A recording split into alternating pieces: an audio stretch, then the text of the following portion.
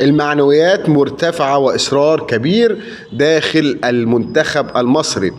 النهاردة السيد مصطفى أبو زهرة عضو الاتحاد المصري لكرة القدم بيقول الحالة المعنوية مرتفعة وإصرار كبير داخل معسكر الفراعنة، كل المصريين واقفين ورا المنتخب قبل مواجهة نيوزيلندا، واتحاد الكرة موفر كل الدعم للجهاز الفني واللاعبين لتحقيق نتيجة إيجابية.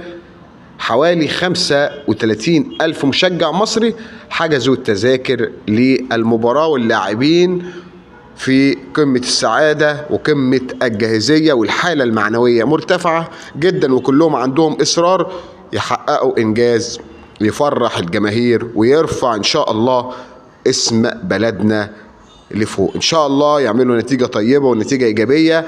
ده اللي قاله السيد مصطفى أبو زهرة عضو مجلس إدارة الاتحاد المصري لكرة القدم. الكلام ده كان منقول عن قناة صدى البلد.